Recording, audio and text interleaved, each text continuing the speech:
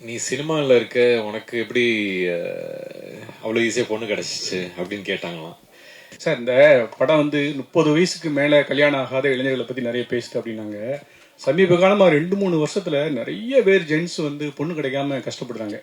அப்படியே பொண்ணு கிடைச்சாலும் எல்லா பொண்ணும் ஐடி கேட்குறாங்க, இன்ஜினியரிங்காங்க, டாக்டருங்காங்க, மற்ற கொஞ்சம் கவர்மெண்ட் வேலை.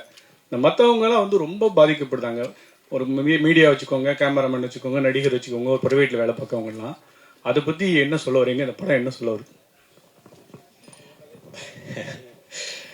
இது இது இது நிறைய விஷயங்களை பத்தி பேசுது. இப்ப நீங்க சினிமா இந்த மாதிரி விஷயம் சொல்ல போதே எனக்கு பிரியன் சொல்லியிருக்காரு, அவருக்குன்னு கல்யாணம் நடக்குதுங்கிற போது நீ சினிமாவில் இருக்க, உனக்கு எப்படி அவ்வளோ ஈஸியாக பொண்ணு கிடைச்சிச்சு அப்படின்னு கேட்டாங்களாம். ஏதோ ஒரு லக்குன்னு தான் நான் நினைக்கிறேன். பட் அதையும் தாண்டி நிறைய விஷயங்களை பத்தி பேசுது. அதெல்லாம் நீங்க படம் பார்த்து புரிஞ்சுக்கணும்னு நான் நம்புறேன். ஏன்னா ஜாலியா தான் சொல்லியிருக்கோம். யோசிக்க வேண்டிய விஷயம், ஆனா ஜாலியா சொல்ற விதத்துல சொல்லியிருக்கோம். நான் இப்போ ஏதாவது சொல்லுவேன் ஜாலிக்கு, அப்புறம் அதை எடுத்து வேற ஏதாவது பிரச்சனையாக்கி விட்டுருவீங்க. ஸோ அதனால உள்ளபடி நல்ல கேள்விதான். பட் ஆனா நீங்க கேட்ட கேள்விக்கு இவரோட அனுபவமே இருக்கு, அதுக்குதான்.